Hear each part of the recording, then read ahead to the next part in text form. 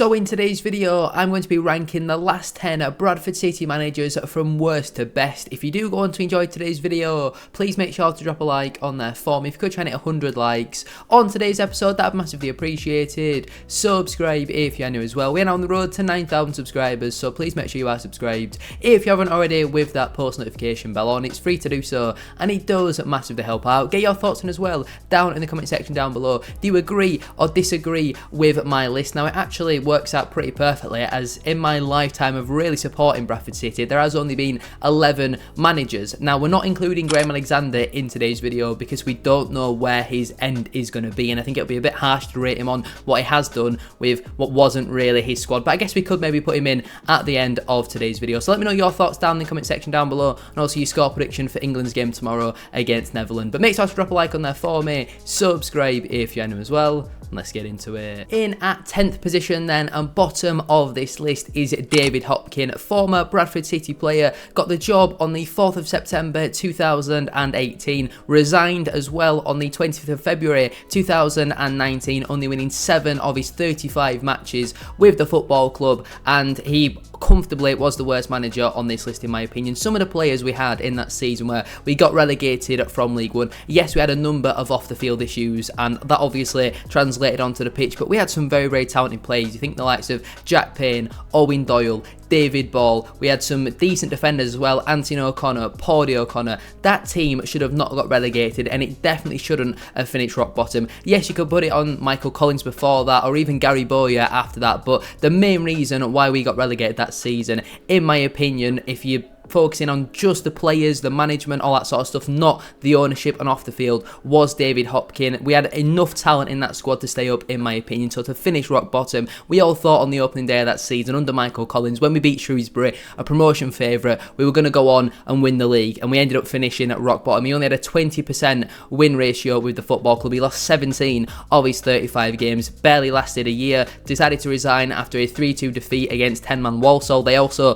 got relegated in the same season, I do believe, but an absolutely shocking manager and definitely bottom of my list. In 9th position, we have Stuart McCall for his 3rd spell with the football club. He was appointed on the 4th of February 2020, then around a month later we had COVID. He was sacked by Bradford City on the 13th of December 2020. We're either in the relegation zone or one place above it at that time. Just 2 weeks before as well, Ryan Sparks gave him a new 1-year contract extension as well, and it just didn't really work out for McCall in this spell, unfortunately. We'll talk about his 2nd spell later on in today's video, but just his 3rd spell specifically, again similar to Hopkin, only won 7 matches. He was actually in charge for quite a lot less, only 28 on that occasion. He lost 14 of them 28. He lost half of his games as Bradford City manager in this spell with just a 25% win ratio, which is simply not good enough. Yes, you look at some of the players that we had in that COVID season, like Dylan Motley-Henry, Austin Samuels, Curtis Guthrie. These were all regular starters for Bradford City, and it was kind of understandable as to why we were in the relegation zone. But don't forget, we did also have some decent players in there. Anthony O'Connor,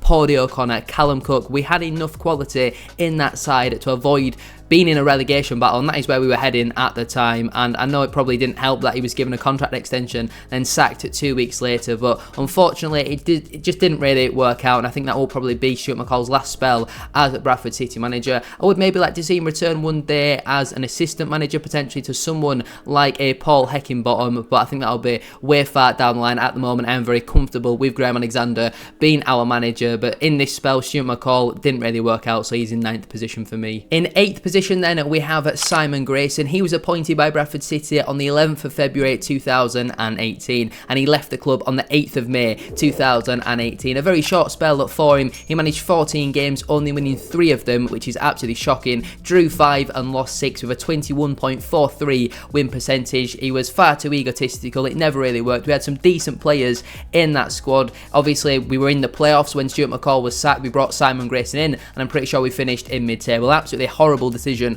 from Edin Rahic. And you look at Simon Grayson's career since leaving Bradford City, he has really struggled, I think, to even get a job in England, which tells you all you really need to know. I think we had a really good win at home to Portsmouth. I think we beat them 3-1 when they ended up challenging for promotion. But apart from that, it was an absolutely dreadful spell under Grayson, and I was kind of glad to see him not extended any further. But he knew about the issues with Edin Rahic and all that sort of stuff, and I think he didn't really like our training ground or something like that. But yeah, on the whole, Simon Grayson, terrible manager, won just 3 games in his spell with the football club, so he's in 8th position for me. In 7th position then, we have Michael Collins / Martin Drury / Greg Abbott. It's crazy to say that that was our management team. Again, going into the eventual relegation season, he was appointed on the 18th of June 2018, and every single fan could see where this was headed. He was sacked on the 3rd of September 2018. He only managed the 7 games for Bradford City, winning 2, drawing 1 and losing 4 with a 28.57 win percentage, which is actually one of the best that we will go on to talk about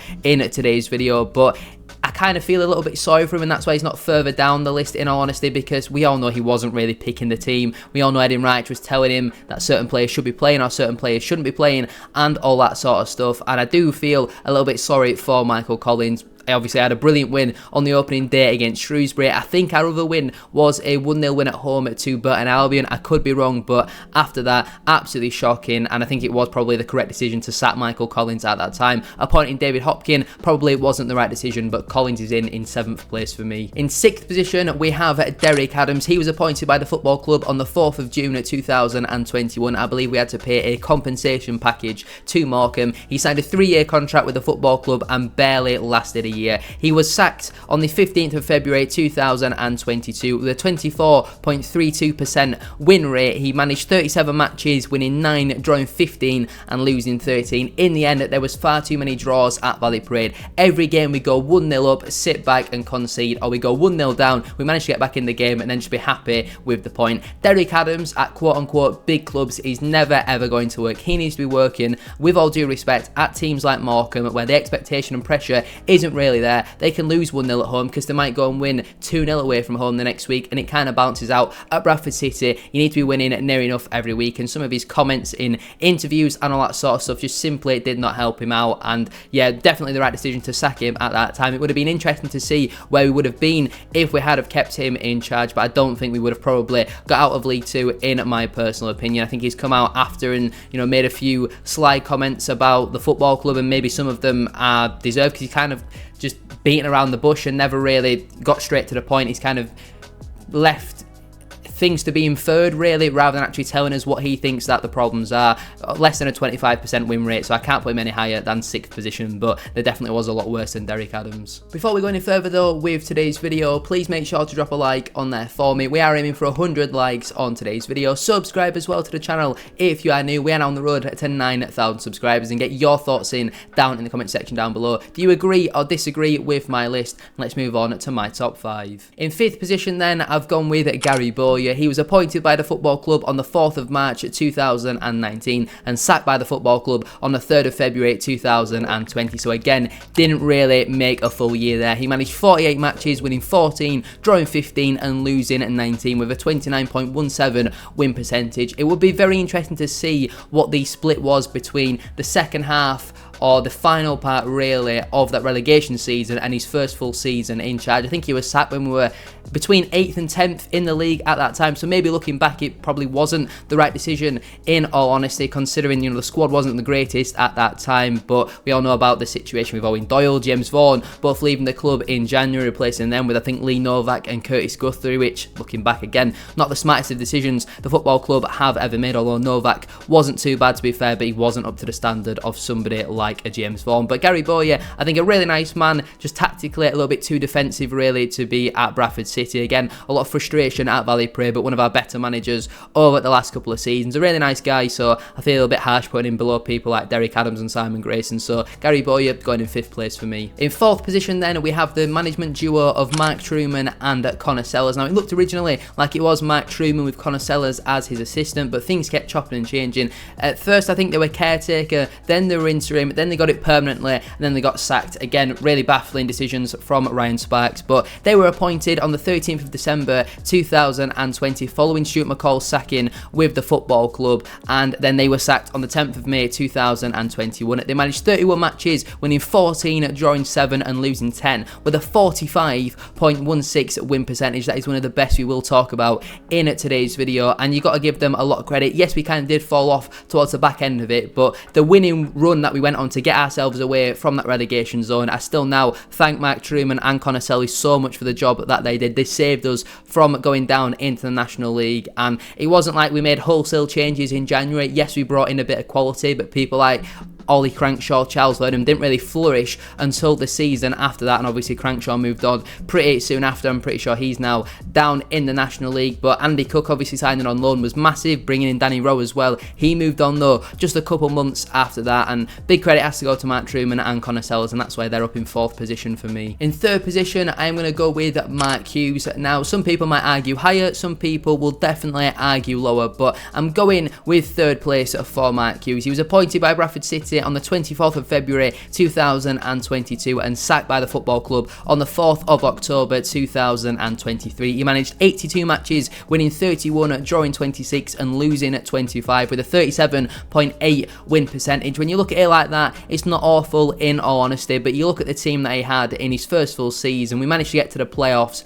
and we should have probably done better than that in all honesty. Again, our home form was terrible, very similar to Gareth Southgate in the fact we'd go a goal up and then we'd sit back, defend, try and defend anyway, and we'd end up conceding in the last minute. It happened so many times at Valley Parade over that season. Obviously started out the season just gone by as well, very poorly, very slowly, lost against Tranmere away from home, and that was the final time we've seen him manage a Bradford City and just in general football match, to be fair. Mark Hughes, I thank him for getting us to the playoffs, but that substitution, bringing Banks off for Platt on, kind of summed up his career in all honesty. Far too defensive, the football wasn't particularly great as well, far too sluggish, slow, boring, playing out from the back. And Mark Hughes, he's up in 3rd because he's being our best manager on paper since we were relegated back into League 2, but still I do think we should have done better with the team that we had, so I can't put him any higher than 3rd place in my opinion. In 2nd position then, we come back to Stuart McCall for his 2nd spell with the football club. He was appointed on the 20th of June 2016 and sacked by the football club on the 5th of February 2018. He managed 96 matches, winning 44 of them, drawing 24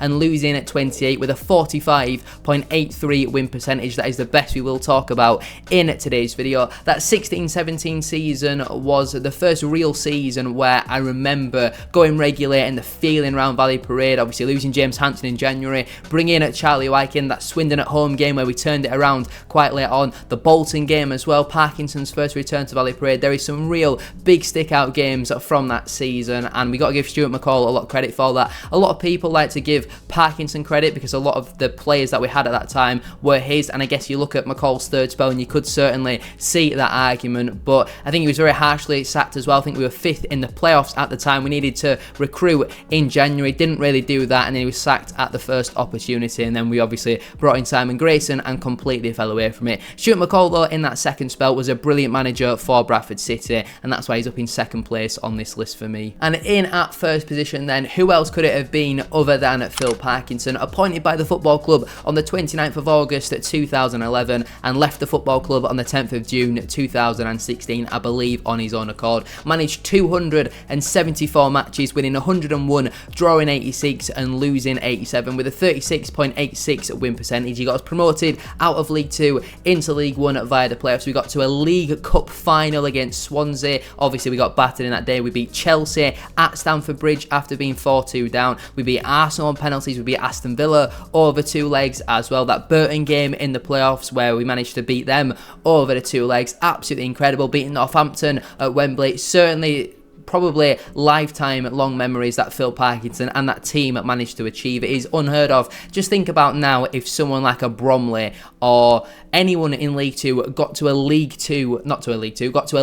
Cup final when we're playing against the Premier League team. It's absolutely unheard of. Massive credit has to go to Phil Parkinson. Words cannot describe. It's just such a shame that I was so young and kind of took it for granted, in all honesty, them experiences. But fingers crossed we get something like that again. Obviously, at the moment, we don't expect anything like that. We just want to get out of League Two. But Phil Parkinson, definitely the greatest manager I've seen in my lifetime, and the first real manager that I remember. I think my first game was around 2009, 2010, but I don't really remember some of the managers before that. The likes of Peter Jackson, Peter Taylor, Wayne Jacobs had won as an interim. We also had Stuart McCall as well before that, but I think they were all really before my time. Phil Parkinson, certainly the best manager that I've witnessed, and some of the things that he achieved were absolutely incredible. But anyway, I'm going to leave it there then for today's video. If you have enjoyed, please make sure to drop a like on there for me. If you could try and hit 100 likes, as I said at the start of today's video, that would be massively appreciated. Subscribe if you're new as well. We're now on the road to 9,000 subscribers, so please make sure you are subscribed.